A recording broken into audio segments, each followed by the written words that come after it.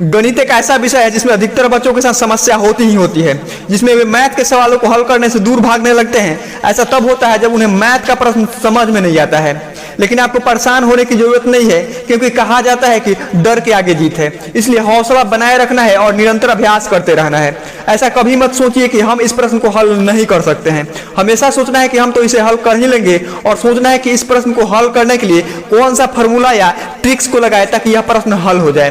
परेशानियां तो होती ही है कुछ सिखाने के लिए, इसलिए उसे हल करने की कोशिश करें। जब आप परेशानियों को हल करने में समर्थ हो जाएंगे तो आपको मैथ का प्रश्न एकदम आसान लगने लगेगा। और एक बात हमेशा याद रखना, बेहतर कैरियर विकल्प के लिए मैथ को समझना बहुत ही जरूरी होता है, क्योंकि बिना मैथ्स के आप किसी भी गवर्नमेंट एग्जाम को क्रैक नहीं कर सकते हो। मैथ फॉर्मूला पर आधारित होता है, जिसमें धैर्य, साहस और कड़ी मेहनत की आवश्यकता होती है। एक बात और ध्यान में रखना है, प्रत्येक चैप्टर को ध्यान से पढ़ने के बाद कुछ निश्चित समय अंतराल पर रिवीजन करते रहना है। प्रत्येक दिन कम से कम 4 से 5 प्रश्नों को हल करने का प्रयास करना है और नए नए विधि से हल करने का प्रयास करना है। फॉर्मूला या थ्योरी को भी हल करने का प्रयास करना है, इससे कंसेप्ट क्लियर होता है। और जो फॉर्मूला या थ्योरी को करने में कठिनाई होती है, वहां टीचर की सहायता लेना है। ऐसा करना कठिन तो जरूर है, पर प्रयास जारी रखने से एक दिन आसान भी जरूर बनेगा। गणित का फॉर्मूला याद करने का सबसे आसान तरीका होता है, आप उसके साथ प्रैक्टिस और प्रैक्टिस करते रहे। खुद ब खुद सारा फॉर्मूला याद हो जाएगा। मेंसुरेशन, सांख्यिकी, ज्योमेट्री आदि के प्रश्नों को हल करने के लिए प्रैक्टिस करें।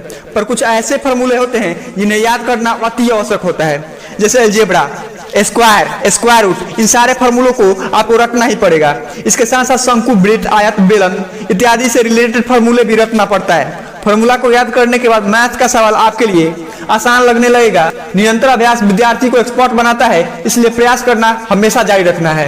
ये सभी काम करने के बाद गणित के सवालों को आपको गंभीरता से हल करने का प्रयास करना है, ताकि मैथ से आपका डर दूर हो सके और मैथ में आपका रुचि बढ़े। मैथ में अपना पकड़ मजबूत बनाने के लिए टॉपिक के अनुसार पढ़ाई करें और आसान प्रश्नों का एक अलग लिस्ट बनाए और कठिन प्रश्नों का एक अलग लिस्ट बनाए, और दोनों प्रकार के प्रश्नों को एक साथ करने का प्रयास करें और समान समय अवधि में करने का प्रयास करें। ऐसा करने से प्रश्नों पर अच्छा पकड़ बनेगा और आप आगे चलकर मैथ का एक्सपर्ट यानी कि विद्वान बन जाएंगे।